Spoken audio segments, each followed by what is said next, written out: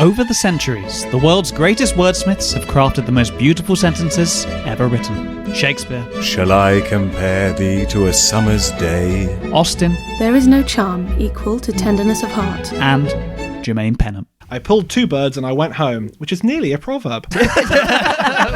Hello and welcome to Football Book Club, the only book club that's less Jane Austen, more Charlie Austin. And you can listen to us right now by typing Football Book Club wherever you get your podcasts. Daisy, Daisy, give me your answer due. Dave, what are you doing, Dave? I'm afraid, Dave. My mind is going. I can feel it. There is no question about it. I understand the rap metal genre. I want to read a book written by James Corden. Any book. I'm thinking of getting heavily into crypto. Dave, it's Crowley time.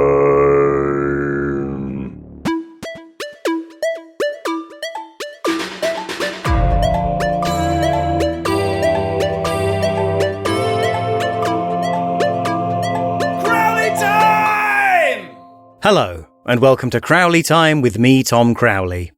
With me, Tom Crowley.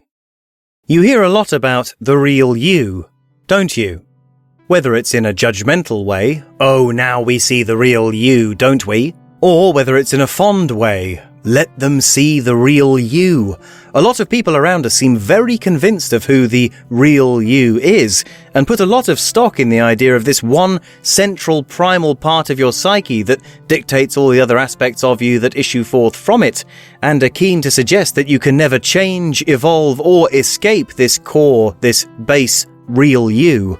And this real you is, depending on context, alternately a craven, selfish creep, a violent, reactionary thug, or a sensitive, gentle inner child who must be handled with great care, like a newborn otter cub. But there can only be one real you, surely. That's what makes that you real. But if the real you that you share with a potential romantic partner on a date is the same real you that takes over when you and a friend butt heads over a found suitcase full of money, and is the same real you that emerges in the form of physical bravery, or a lack thereof, when your loved ones are threatened, then what sort of warped emotional jellyfish must it be? A vain, egomaniacal poet with no fear. A symphony-composing infant Rambo whose courage is matched only by his cowardice. The essential nature of this real you starts to sound a little suspect, doesn't it? Perhaps the more accurate notion is that if there is indeed a real you, and I'm speaking to you, the listener now, if there is one, it cannot be singular or definitive in its entity.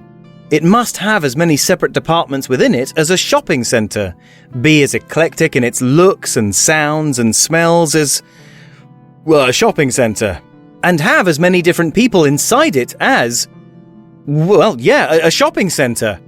In fact, perhaps that's what Walt Whitman meant when he wrote, "I am large, I contain a multiplex." And a veritable multiplex of entertainment awaits you, dear listener, in this latest episode of Segmented Revelry, designed to please every part of you, both the internal real you, with its food court and kiosk for buying phone cases, and the external fake you, which in this metaphor is the attached multi-story parking structure or something. Have fun, you beautiful building.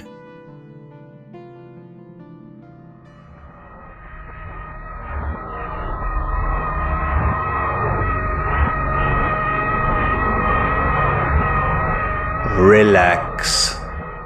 Let your arms hang limp at your sides. The dosage of the drug has been very carefully controlled. You should detect the first effects of the drug in the coming seconds. For the purposes of the experiment, it is crucial that you do not enter a state of distress or upset. Dr. Burgerman? Not now, Larry. Doctor, I don't want to disturb the experiment, but... Then go away, why don't you? Shoo, shoo! But there's a small fire taking hold in the office next door. Oh,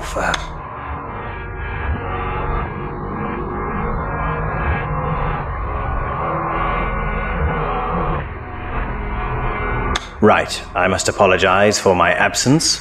If you were able to hear my conversation with Larry before, then rest assured we have thrown a dampened towel on the fire. If you did not hear it, then, well, never mind.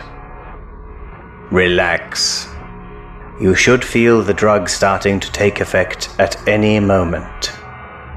Remember, for the purposes of the experiment, it is crucial that you do not enter a state of distress or... Dr. Burgerman? What is it now, Larry? I'm really very sorry, Doctor. I don't mean to interrupt. And yet you seem adept at finding ways to do so. Yes, I really am very sorry. Just tell me what the matter is, quickly. Well, it's just that we must not have dampened the dampened towel enough, because the towel itself now seems to have caught fire, and now it's once again taking hold. Larry, I don't have time to deal with every little fire that takes hold around here. I'm in the middle of crucial research. The dose has already been administered to the subject. I know, Doctor. I'm sorry. So just go and dampen another towel and apply that to the first towel, or better yet, go and find a fire extinguisher. I think there's one in the employee lounge. Yes, you go look in there. Yes, Dr. Burgerman.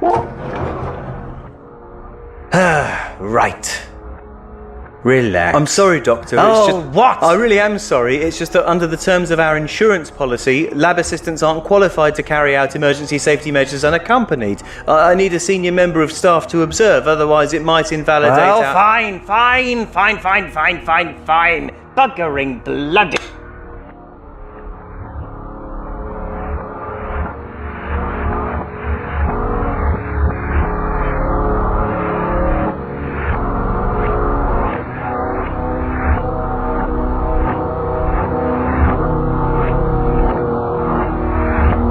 Right, I must apologize again for my further absence, and that it was rather lengthier that time.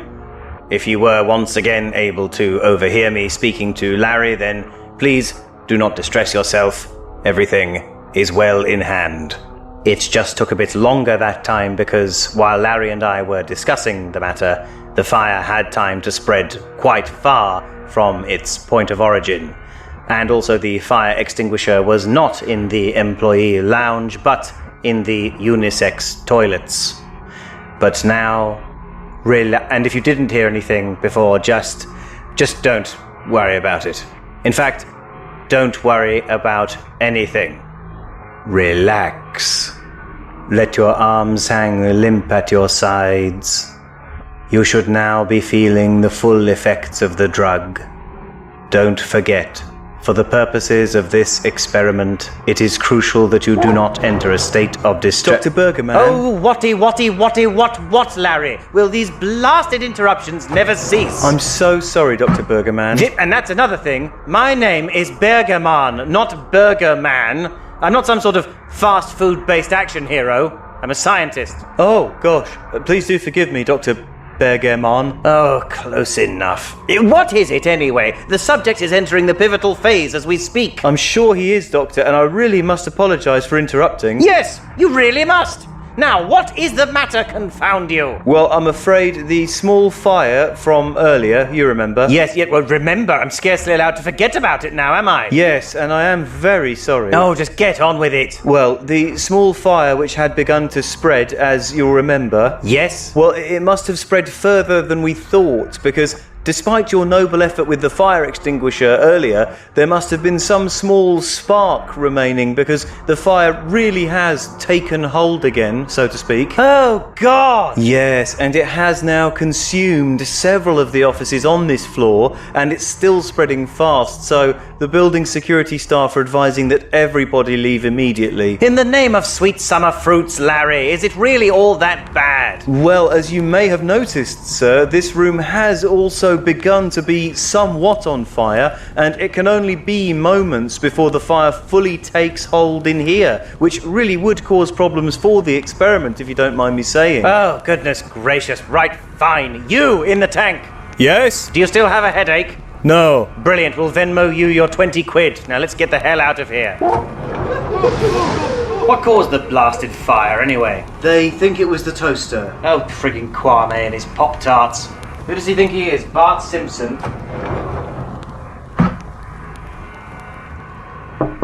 Hello?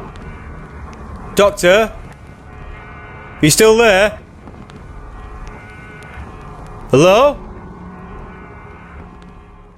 There we are. That's the first section of the show over already. Did you enjoy it? If not, you probably need to get more in touch with the real you. Or the fake you. Or they're both the same thing. To be honest, I've forgotten where we left things. I got distracted trying to disentangle these charging cables. Oh, let's just leave it for now and see if anyone called during that last bit. Hello, this is Crowley Time with me, Tom Crowley with me, Tom Crowley. We can't take your call at the moment. Please leave your message after the tone. Life hack! Are you having trouble counting your money? Just open something called a bank account and then put your cash into it. Then the bank turns your money into a number on the internet. Yeah, £4.20.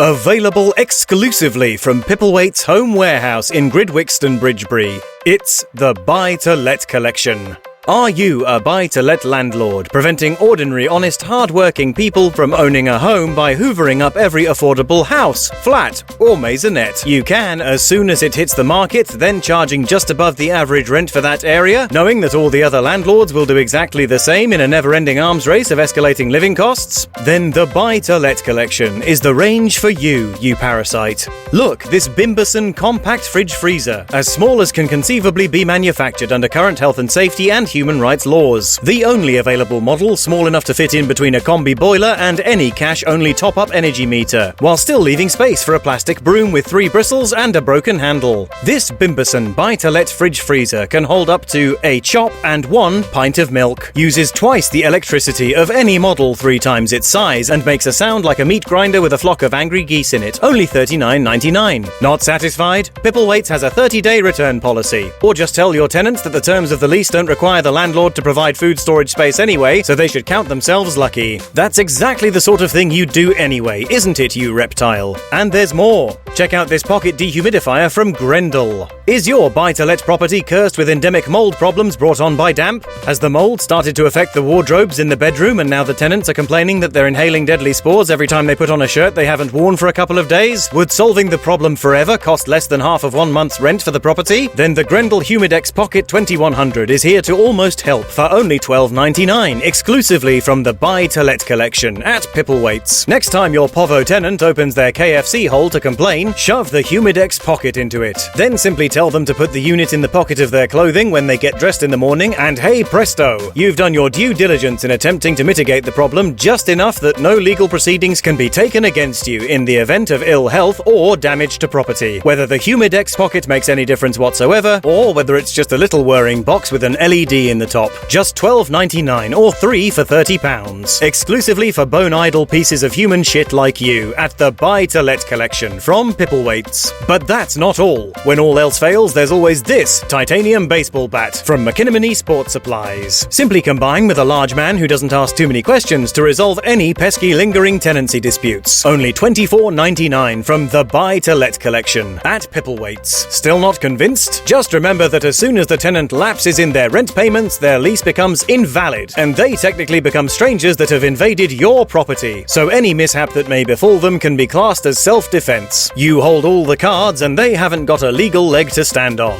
So take advantage of the Buy-to-Let collection at Pipplethwaite's, just like you take advantage of everyone and everything else in your life, you hideous work-shy fuck pig. That's the Buy-to-Let collection at Pipplethwaite's home warehouse. Fit for human habitation, but only just. Visit today. Then burn in hell.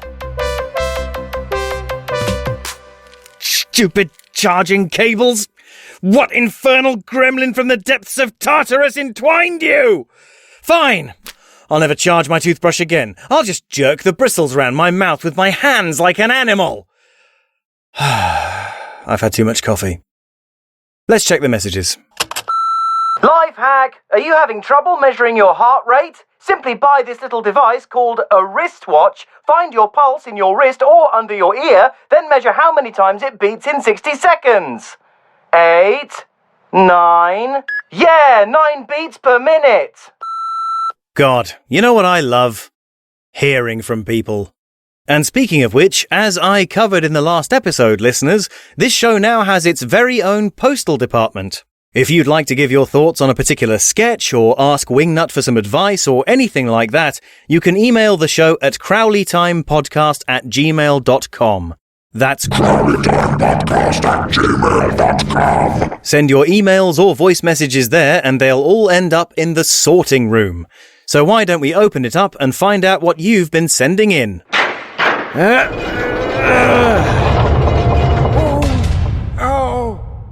Oh dear, oh love me, I thought I was for it then. Oh, Savaloy. Look, everyone. Oh, sorry, you can't, it's a podcast. Anyway, listen, everyone, it's Savaloy the Postmaster. What are you doing in the locked sorting room, Savaloy? I think I must have come a cropper if you asked me, Mr. Crowley. Oh gosh, I know what must have happened. I must have left you in there when we popped in for a quick look at the post last week. Blimey, Savaloy, I'm so sorry. Are you all right? Nothing a nice cup of tea won't cure, eh? You know. That's the spirit. The urn's hot, help yourself. Oh, mate. You know, Savaloy, if you just get yourself a mobile, or cell phone, as the Americans say, then you could have rung me and I'd have come and let you out. Oh, well, I can't see me way around all that newfangled technology, you know, so... Well, all right, but let's both just be a bit more careful in future, eh? Right, Mr. Crowley. Oh, blimey heck, I need the bog. Oh. Good old Savaloy. 101 and still as sharp as ever. Oh! That's the supply cupboard, Savaloy. All right, let's see here. 3 pieces of post already. Thanks ever so much, listeners. First, we've got quite a short one from Aaron Rodriguez from Albuquerque, New Mexico. Friend of the show. Aaron writes, "Congrats on the latest episode. It was good to hear another Crowley time, and this latest installment was superb. Since listening, I found myself saying unclear quite a lot." Well, thanks so much, Aaron. Delighted to hear that you enjoyed the last episode and to discover that Albuquerque is real and not just a made-up place that Bugs Bunny had navigational issues near. Next, a message from Fraser Torrey from Hertfordshire. Hi, Fraser. Fraser writes, "I love Patrick McGoohan. You should watch Brand to see how great an actor he was." Thanks, Fraser. I love Patrick McGoohan too. As well as his turns as various weirdos in Columbo, I also particularly liked him in David Cronenberg's head explosion fiesta, Scanners. What's more, a quick search reveals that, yes, Brand is on YouTube. Oh, a 1959 BBC telly production of the Ibsen play. Well, Fraser, as luck would have it, I am a profoundly tragic nerd, and this is exactly the sort of hashtag content that makes my spine quiver, so I'll certainly be adding this to my watch list. Perhaps some of you Crowley pals out there in Podland would like to watch it too. Then you could write in with your own thoughts. crowleytimepodcast@gmail.com with your thoughts about Brand starring Patrick McGoohan. And now, finally... this one's got some recordings with it. This one comes from Matthew Stennett from Huddersfield, West Yorkshire. "Hello, Mr. Crowley. For some time now I've been receiving strange messages that I believe are meant for you. I thought I'd forward them on to you so matters can be resolved. Yours, etc., Matthew." Right, well, let's have a listen. Hello, Mr. Crowley. It's Paul. I did it. Used a big bag of doorknobs. You never saw it coming. We can never use that garden centre again, but at least we can be together. I'll fax you through the receipts. Thank you. Oh, yes, I know what that one's about. Nothing to worry about there, listeners. Let's just move on to the next one. Hello. Our records show you were involved in a road traffic accident that wasn't your fault. And to be frank, we couldn't be happier about it. You lanky dipshit. Well, excuse me. I'm not lanky. I'm only 5'10". Well, anyway, what's this last one? Mr. Crowley, we have your results back in, and in all my years as a general practitioner, I have never witnessed as taut an anus in action. No, never mind. Okay, never mind that. Oh, dear. Well, thanks very much indeed for passing those on, Matthew. If they'd fallen into the wrong hands, that could have been very awkward. Oh, and he's put a PS. "I have a YouTube channel that nobody ever watches called Firkin on Film. Well, maybe we can change that, listeners. That's Firkin on Film. Firkin on Film on YouTube. And for your kindness in passing on those wayward voice messages, Matthew, I'm awarding you Letter of the Episode! And for being the Letter of the Episode, you win a free digital download of this show's soundtrack album, Discount Bin. You'll receive your complimentary download code in the post forthwith. And I think that's all the post. Oh, that's better. Oh, welcome back, Savaloy. Got your cup of tea? Oh, yes, sir. Lovely cup. Hit the spot, eh? Anyway, we're finished with the letters for this episode, so we'd better close up the sorting room. Yes, sir. Oh, hold on a sec. I left me hat in there. Listeners, don't forget to email in your comments, questions, or complaints to crowleytimepodcast@gmail.com. That's crowleytimepodcast@gmail.com. Or you can tweet at @atomcrowley if you want to send a shorter, angrier message. Send in whatever you like, however you like, as long as it won't upset me. Right, time to lock up. Oh, no, where's that blinking hat got to? Oh, sir, wait, sir. Whew. Coming up next, we take another sojourn into the sinister in Drama Parlour. Hello? Someone say something.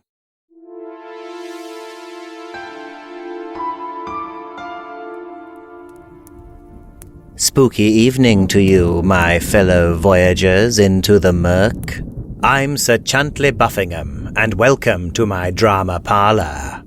Today we return to Gwyneth L. Bodge's chilling novel, The Nutters. Here we go now, back to that little upstairs flat in 1970s London, where madness resides. And we haven't phoned ahead to see if madness is in. But it is. Madness is in. Not the band. Chapter 3. Plans for the evening.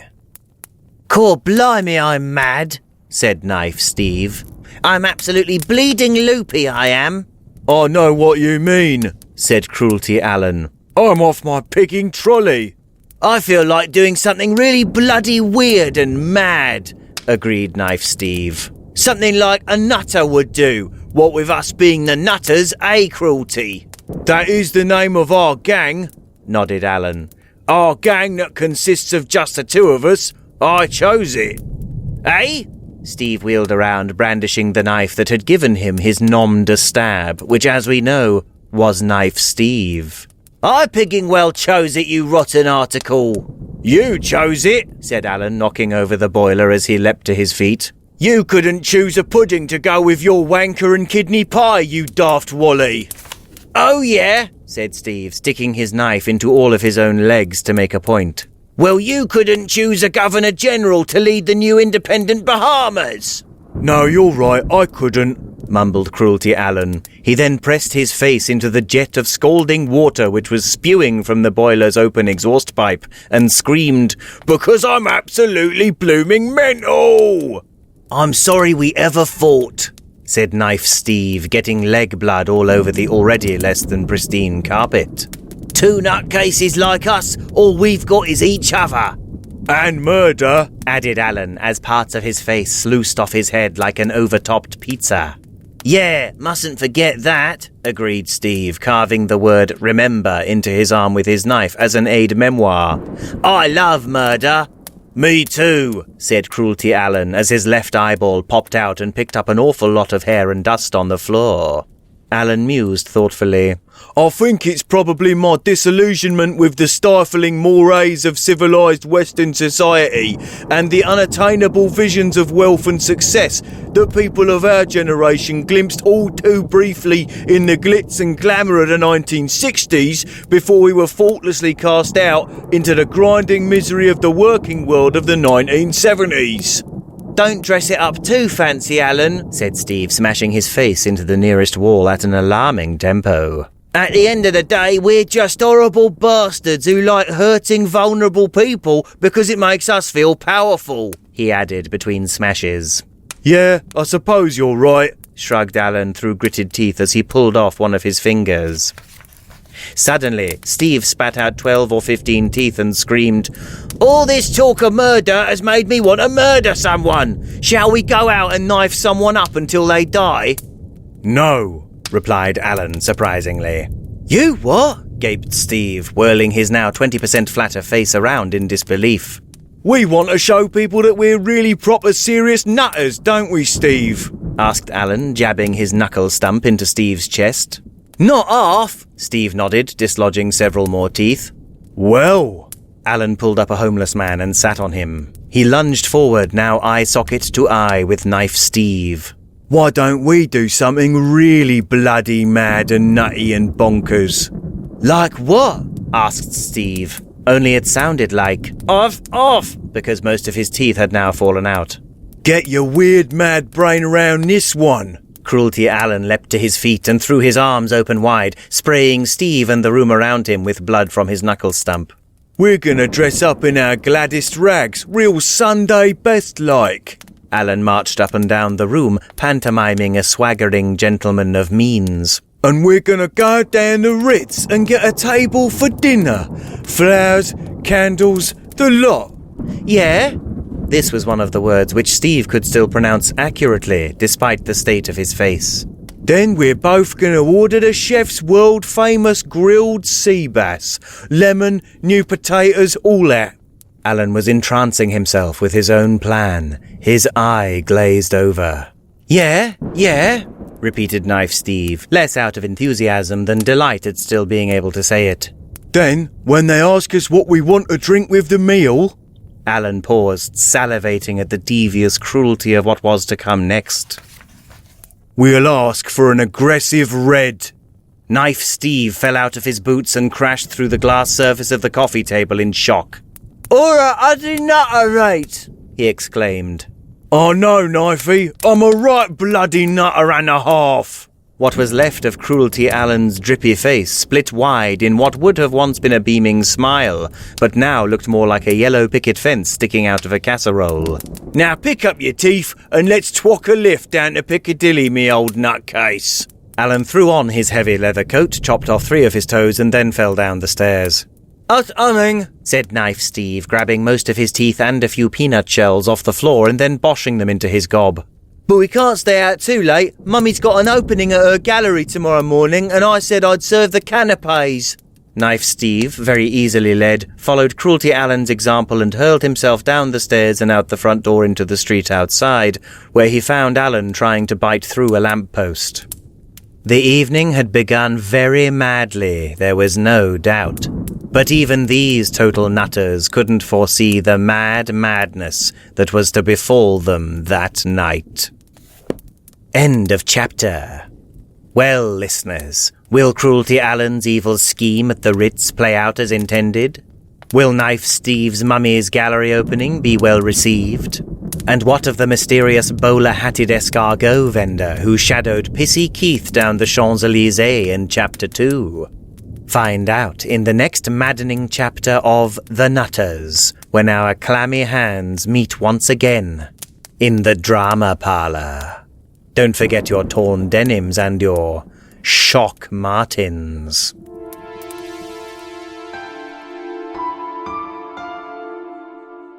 Gosh, pretty full-on stuff, eh, Chuntley? Yes, an uncompromising depiction of the poisonous influence of the urban decay of the 1970s on the nation's youth. Well put. That's what it says on the back of the book, anyway.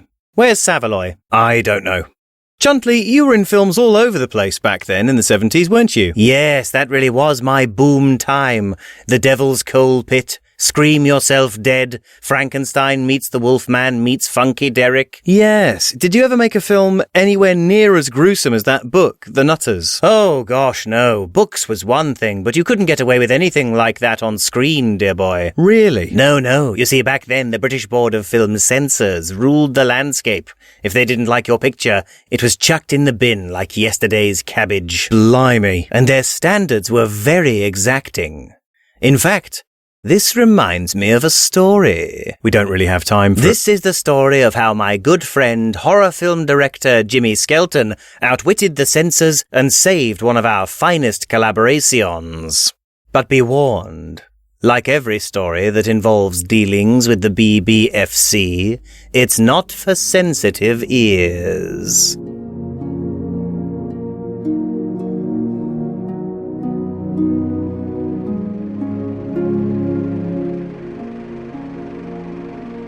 Is it over, Casper? Has evil been defeated? By my troth, Helena, we can but hope. So, what do you think? I mean, we can shorten the staking sequence and maybe use a less revealing take of Helena's bath, but broadly speaking, I think we're in the right area, aren't we? Just a second, Jimmy. I've just got to finish this note. Now, are you ready, Mr. Judd? When you are, Mr. Pleat. Right. So, Curse of the Vampire's Boudoir, director Jimmy Skelton. Yes, come on, chaps. What's the verdict? Well, I think we're going to have to go back to the editing suite in just a few key areas, don't you think, Mr. Judd? Oh, I think so, Mr. Pleat. Such as where? What are your concerns? Well, come along, Jimmy, dear boy. It might not be the 1950s anymore, but the British public is still sensitive about certain matters. Oh, like what? Is scene 19, is it, when they find the cow turned inside out? Yes, 19. Well, in that scene there, you have the cow guts splashed all over the farmer's little daughter, face covered in entrails and all that. Yes. The daughter has the line, "Oh God, it's everywhere, what's happening?" What about it? Blasphemy, Jimmy. In a wide-release feature. And from the mouth of a child, no less. Oh, do me a favour. Scoff you may, dear boy, but films have seen a national boycott for less. Some of the letters I've received, they'd curdle your blood. So we think better avoided, don't you agree? Ditto scene 34, woman split in half, head to gizzard, found in the corridor. Yes, I know. Oh, Jesus Christ, no, good Lord. Etc., etc. Frightfully bold, Jimmy. All right, fine. I think you're being absolutely ridiculous, but you do have final say, I suppose. Very kind of you to remember, dear lad. Indeed. So do you have any suggestions for alterations to the script? Yes, hold on. We've still got a sliver of contingency budget. We can get the cast back into the dubbing studio next month, though we might have to dig into the advertising coffers. Yes, now, scene 19, cow, girl, intestines. Yes. Suggest instead of, "Oh God, it's everywhere, what's happening?" what about, "Oh fuck me sideways, mother, someone's inverted the pissing cow"? Right, now, that's... Yes, though I had, "Oh my fucking life, the cow's fucked, I've never seen the buggering like before, mother." Yes, good, that's good. You'd prefer that? Absolutely, old chap. There's not an iota of blasphemy in there, is there, Mr. Judd? Not a smidgen that I could detect, Mr. Pleat. No, quite. So, what say you, Sir Jim? Well, if you're happy with it. Good lad. I had one in scene 12, just going back a bit, Mr. Pleat. Read on, Mr. Judd. Now, here you have a dockside bar. Enter Prince Casper seeking information as to the location of the ship Artemis. Oh, gosh, yes. Right, yes. Casper approaches sailor. "Casper, do you know the Artemis?" Sailor, "No, but hum a few bars and I'm sure I'll pick it up, ducky." Laughter all round. Yes, what's wrong with that? Old jokes banned as well now, are they? Because if they are, you're going to decimate our output. I'm sure I'll pick it up, ducky, Jimmy. Yes. Ducky, Jimmy. Yes. Homosexual slang, Jimmy? In a wide-release British feature film, Jimmy. Oh, come on. No, Jimmy. It just won't do. We'll have to find another solution. Such as? I had a thought, Mr. Pleat. Be my guest, Mr. Judd. Propose that, rather than the offending line, sailor should respond along the lines, "Never heard of it, you knobby cunt. Now get out of here before I smash in your ring piece with a claw hammer." Oh, yes, very good. Not in the least, Camp. What? I had one as well, if you'll permit. Fire away, Mr. Pleat. What about Prince Casper, do you know the Artemis? Sailor, "No, but I know how to slice a man's face and cock off with one swipe of a sabre, so fuck off." Bloody hell. That's very nice indeed. My infinite thanks, Mr. Judd. Not a sissy syllable to be found. Indeed not. But which shall Jimmy use for his film? Christ, don't make me choose. Language, Jimmy. Oh. Yes, I'm afraid that particular agony shall be your duty and privilege, Jimmy. Yes. Any more, or can I go? Oh, yes, indeed, Jimmy. Next, we have scene 22. you, Prince Caspar and Helena in the orchard. Wonderful performance from Buffingham in that scene, I thought, by the way, Mr. Judd. Oh, and I agree with you, Mr. Pleat, most heartily. Not to overlook the lovely and talented Miss Greenfield either. Oh, no, indeed not. Well, that's very kind, thank you. So, Helena asks Prince Caspar if they should ask his mother, the Queen, for aid in their quest to retrieve the Vampire King's pickled finger from the monastery, to which Caspar replies, "Curse the Queen, she's a coward and a fool." Right. Jimmy. What? The Queen? A coward and a fool? And just barely 20 years since the coronation of our dear Lizzie, Jimmy. He's not even referring to that Queen. The people won't stand for it, you know. The letters I could show you. Oh, the letters he could show you, Jimmy. They'd put hair on your chest. They'd drop your testicles an extra inch, Jimmy, I'm telling you. Believe me, Jimmy, the royal family, it's best just to stay well clear. All right, fine. Though it's going to be hard to get around it, given the plot. Do you have any extra dosh lying around for reshoots? A little, not much. Why? Well, Jimmy. Well, what? We just thought... Prince Caspar and Helena, they're young, they're in love. Afraid for their lives as well? Yes, grasping for succour. And they're in an orchard. So we wondered if it wouldn't read better and make people happier. Make so many people so much happier, Jimmy. If Caspar threw Helena's skirts up round her shoulders and did her roughly up against the apple tree. In the film? Well, of course in the film, Jimmy, otherwise we wouldn't be bringing it up now, would we? Two young people expressing their love for one another in the most natural way possible. Isn't that nicer than besmirching the good name of our sovereign monarch, Jimmy? Well, I don't... I'm not... Oh, and I did have some suggestions for dialogue as well, Mr. Pleat, if you don't mind. Not at all, Mr. Judd. So did I, as a matter of fact. See how this strikes you, Jimmy. Gosh, that's the biggest man's chap I've ever clapped eyes on, and no mistake. Lummy, gorgeous, I'm harder than a cryptic crossword. Split me open like a filleted herring, big boy. I shall do it to you till I can't see or hear. Ride me to Timbuktu and back, you filthy love jockey. Consider me your Hannibal, driving my elephant across your Alps. Baste me with your shortening like a Christmas goose. We could go on. And we will. Yes, I shan't be able to sit down until St. Titus's Day. You're my human codpiece, you buxom sensation, Jimmy. Batter my clam like a Whitstable oysterman, Jimmy. The roughness of the bark of this tree is approximately equivalent to how rough a bit of skirt you are, you saucy cow. Spread your seed over this region of Bavaria like the creme de cassis dahlia in summertime, Jimmy. I'm coming like the invention of the steam engine, Jimmy. Storm my Bastilles, Jimmy, yes? Knock, knock, who's there? It's Seaman, yes? This reminds me of the time I saw a donkey kick over a vat of yoghurt. Yes. Yes. Oh, yes. Oh, yes, Jimmy. That's much better, isn't it, Mr. Pleat? Oh, yes, Mr. Judd, that's much better. You see, Jimmy, no need to bring the royal family into it whatsoever, eh, Mr. Pleat? Oh, I don't know, though, Mr. Judd. Oh, Mr. Pleat, you are awful. Did you get all that down, Jimmy?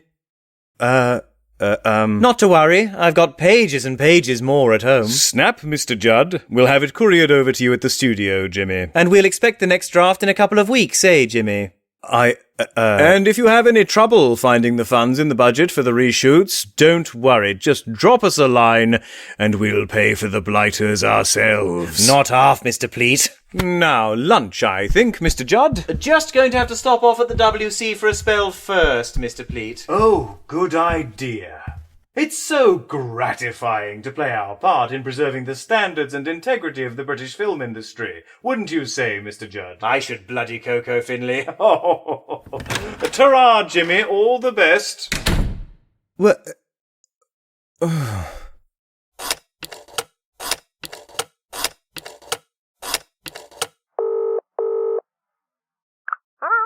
Hello, Millicent. Yes, a few. Look, get hold of Buffingham and Greenfield, would you? No, I'm sorry to say, I think they're going to be absolutely delighted. And so we were. And that's the story of how Harriet Greenfield and I got engaged. Hang on, that's not what you said. You said that was going to be a story about how Jimmy Skelton outwitted the censors board. Well. No, don't just say well. He didn't outwit anybody. It sounds like he capitulated with every single one of their ludicrous... Come to think of it, I really ought to give old Harry a call. If I remember correctly, there's an orchard not far from where she's living now. Ho, ho, ho, ho!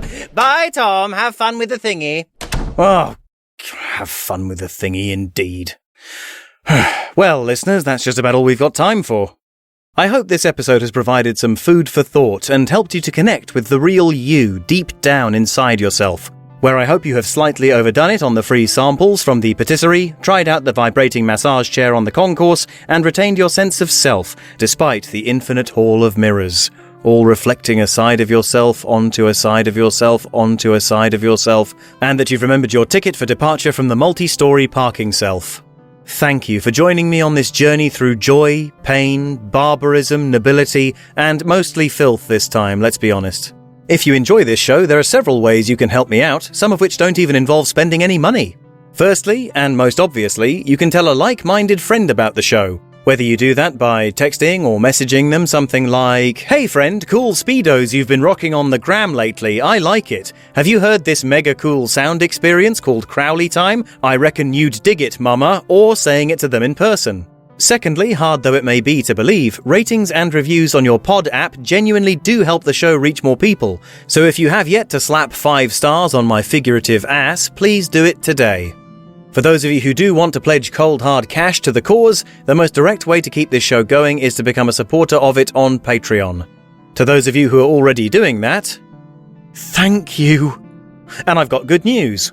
This episode's bonus material is a whole new bonus podcast feed.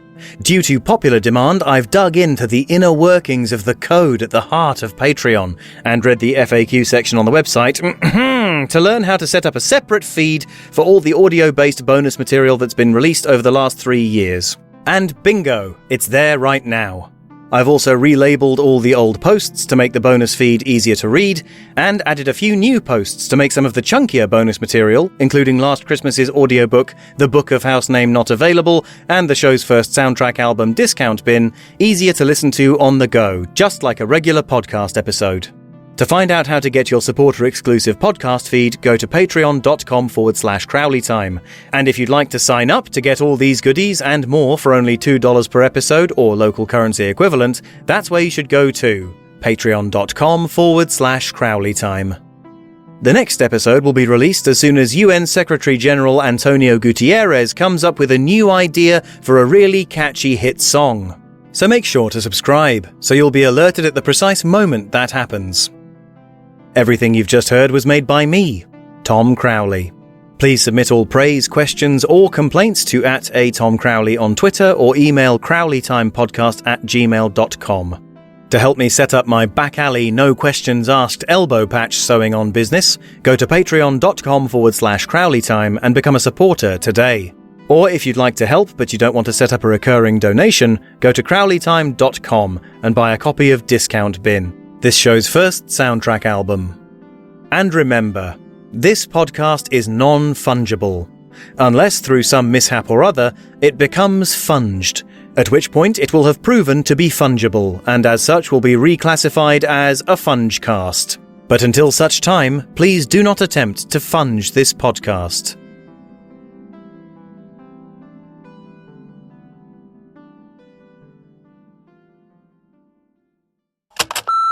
Life hack! Are you having trouble finding your children? Try standing in the centre of your home and shouting their name. Then the corresponding children should appear soon after.